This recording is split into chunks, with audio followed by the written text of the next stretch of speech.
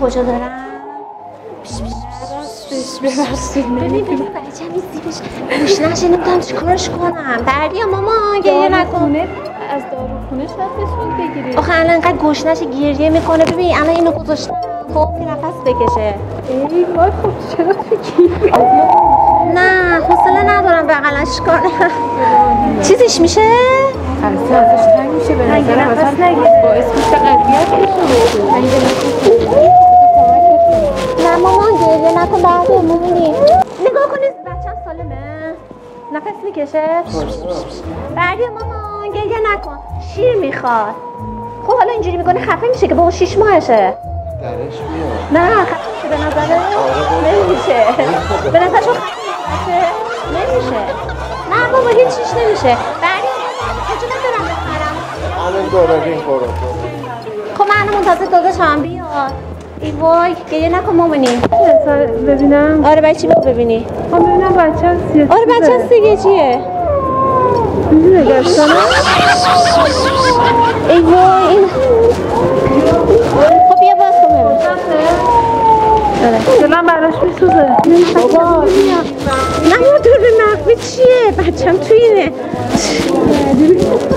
نه خانم ببین نفس میکشه. اینجا دست بذار نفس میکشه. میکشه به نظرت؟ صداش بردیا مامان گریه نکن. اما به نظرت چیه چیکار کنمش؟ چرفن پرسی شاید داشته باشن یا حداقل این تا اون موقع میمیره. این تا اون موقع میمیره بچه. بابا تو آره ببین بچه باید صبور باشه. بچه تیتیش مامانی به درد نمیخوره. جان مامانی بیا خاله میخواد ببینه تو رو. یه بای بای بده. بای بای بده. مرسی.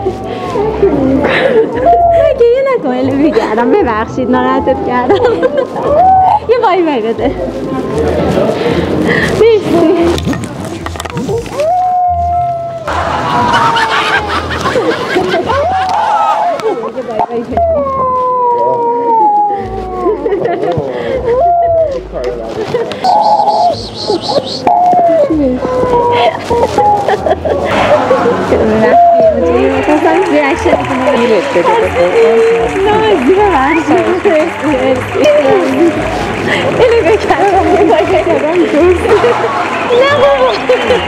یه بای بای بده شما بای بای بدی.